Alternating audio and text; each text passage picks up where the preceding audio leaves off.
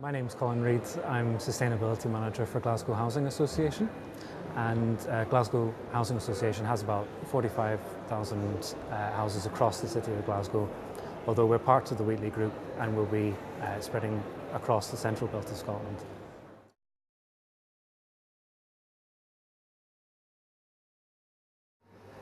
Something that GHA does in terms of our water conservation is we actually calculate our carbon footprint to include the water that we use because of the carbon involved in purifying and transporting that.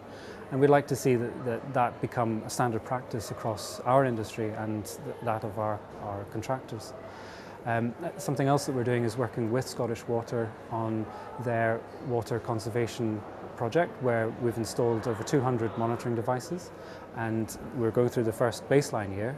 The second year we'll be putting in water conservation appliances and testing those individually and in conjunction with one another. That information will be going to the BRE, and also will be going to provide information to Scottish housing standards, building standards, excuse me, specifically Section 7 sustainability.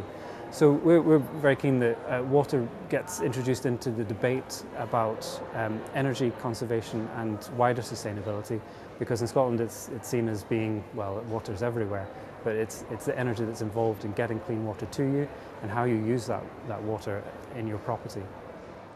Hello, my name's Roddy Yar. I'm the University of St Andrews Environment and Energy Manager.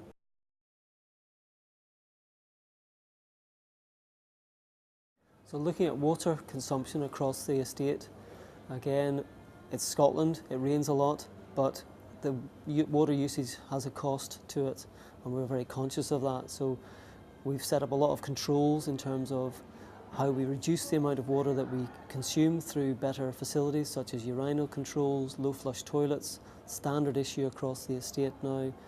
Very good parts availability, consistency of approach means it's easy to maintain these facilities. So our trades staff can do that effectively. They understand how to operate the systems. Waterless urinals in terms of cleaning and linkages with maintenance. Again, thinking the whole thing through the technological challenges these systems bring with them. It's new, we try and engage our staff with that. We build in water controls within our systems, so we try and harvest rainwater as much as possible for all of our new builds where appropriate. We use boreholes across the estate to get free water, if you like, in terms of investment, trying to reduce the load on the potable water supply system, so there's less infrastructure needed to deliver water to new buildings, irrigation and so forth. So we're very keen to expand that agenda outwards, and we find it's very successful. I think the urinal controls and the harvesting systems really work very well for us in terms of reducing the use of mains potable water and the waste charges that go across with that. I'm Catherine Dupre. I'm Energy and Climate Change Manager for Health Facilities Scotland, so we support all of the NHS Scotland boards in achieving energy and climate change objectives for their estates.